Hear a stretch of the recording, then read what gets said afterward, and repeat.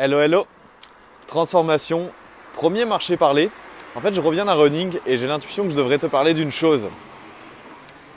C'est le fait d'oser être toi, le fait d'oser faire ce que tu as vraiment envie de faire, d'oser te poser les vraies questions dans la vie. Qu'est-ce que... Un bus passe. Qu'est-ce que c'est les vraies questions? Qui je suis vraiment? Qu'est-ce que je veux vraiment? Et surtout, qu'est-ce qui me fait vraiment plaisir dans la vie? Pas ce qu'on attend de moi, ou pas tout simplement ce que pourrait être un bel aspect social ou une belle image que je renvoie aux autres, parce que je sais pas, ça me fait mousser, mais qu'est-ce que je veux profondément? Qu'est-ce que je veux réellement? Qu'est-ce qui te fait vibrer dans la vie? Quelles sont les activités qui te rendent pleine de joie? Quelle est ta mission de vie? Qu'est-ce que tu aimerais vraiment faire? Ou là tu te dis, tiens là, je suis en train de remplir ma vocation, je suis en train de faire ce pourquoi je suis né, ce pourquoi on m'a mis sur terre. Et ça demande de te poser les bonnes questions, mais c'est que la première étape. Parce qu'on est aussi, certains dans ce cas, à avoir les réponses à ces bonnes questions. Qui on est vraiment, qu'est-ce qui nous fait vibrer, quelle est notre mission de vie, mais à pas agir. Parce que après, il y a le regard des gens qui entre en jeu. Et ça peut vraiment faire que tu ne vas pas oser agir alors que tu as les informations en ta possession. Mais je vais te le répéter encore une fois, il y a 7 milliards de personnes sur Terre.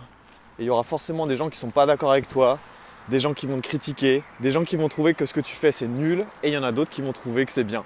Mais le point que je cherche à faire, c'est que tu dois oser être toi. Il y aura toujours en fait des gens pour être en désaccord, mais il n'y a personne qui pourra te remplacer. Et ça c'est vraiment bête, parce que si tu n'arrives pas toi à être la vraie version de toi-même, il n'y a personne d'autre sur Terre qui pourra avoir ce message unique, parce que tu es unique. Et surtout toi, tu vas avoir le sentiment au bout d'un moment d'avoir raté ta vie. Et ça me rappelle, alors j'ai plus le titre, je le mettrai dans la description, le livre d'une personne qui s'appelle Les 5 regrets des personnes en fin de vie. En fait, c'est quelqu'un qui travaillait, qui accompagnait les gens en fin de vie ou qui était proche de la mort, et forcément, tous ces gens-là avaient des confidences à faire.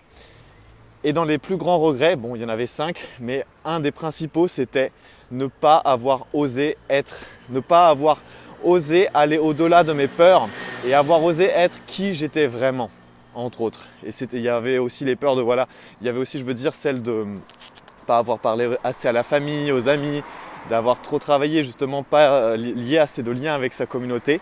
Mais je crois que le numéro 1, c'était ça justement. Ne pas avoir osé être soi pleinement, ne pas avoir osé prendre des risques. Et c'est cette injonction que je veux te faire dans cette courte vidéo, un peu un marché parlé à l'intuition. Ose être toi. Si tu ne sais pas encore vraiment qui tu es, pose-toi les bonnes questions. Fais une démarche d'introspection. D'ailleurs, je t'y aide dans une de mes formations, mais tu trouveras si tu es curieux.